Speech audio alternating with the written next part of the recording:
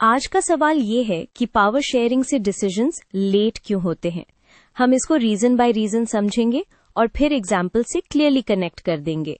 सबसे पहले power sharing का सिंपल मीनिंग सेट कर लेते हैं। जब पावर एक पर्सन या एक ग्रुप के पास कॉन्सेंट्रेटेड ना हो और अथॉरिटी मल्टीपल ग्रुप्स या लेवल्स में डिवाइड हो, उसको पावर शेयरिंग कहते हैं। अब यही डिवीजन डिसीजंस को स्लो कर सकता है। सोचो, डिसीजन मेकिंग एक कोऑर्डिनेशन गेम है।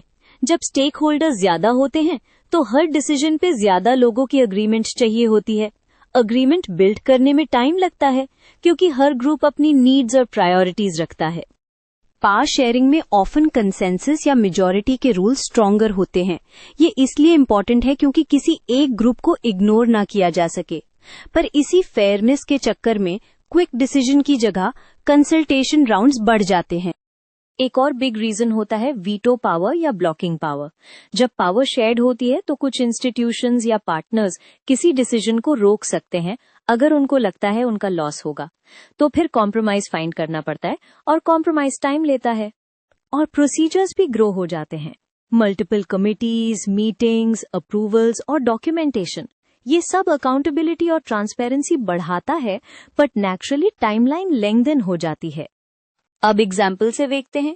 कोalition गवर्नमेंट में एक पार्टी अकेली डिसाइड नहीं कर सकती। पॉलिसीज पे एलाइज का सपोर्ट चाहिए होता है, तो बार्गेनिंग और नेगोशिएशंस चलती रहती हैं। इसलिए डिसीजन स्लो हो जाते हैं। फेडरल सिस्टम में भी यही लॉजिक है। सेंटर और स्टेट्स के बीच पावर शेयर्ड होती है। अगर कोई नेशनल पॉलिसी स्टेट्स को डायरेक्टली इम्पैक्ट करती है तो स्टेट्स को कंसल्ट करना पड़ता है और कभी कभी इम्प्लीमेंटेशन भी तब तक रुक जाता है जब तक अलाइनमेंट ना बन जाए। कॉर्पोरेट वर्ल्ड में भी सेम पैटर्न मिलता है। कंपनी में सीईओ के साथ बोर्ड और कमिटीज होती हैं।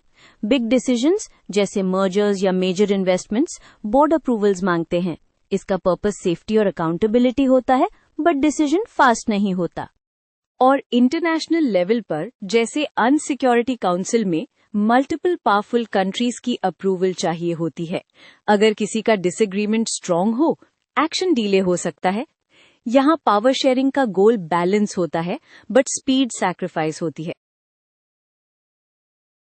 इम्पॉर्टेंट बैलेंस ये है कि डिलेज ड्रॉबैक हैं, पर पावर शेयरिंग का बेनिफिट ये होता है कि डिसीजन ज्यादा इंक्लूसिव, स्टेबल और लेजिटिमेट बनते हैं। तो एग्जाम में आप ये लाइन भी ऐड कर सकते हो। स्लो हो सकता है पर कॉन्फ्लिक्ट रिड्यूस होता है और माइनॉरिटी इंटरेस्ट प्रोटेक्ट होते हैं।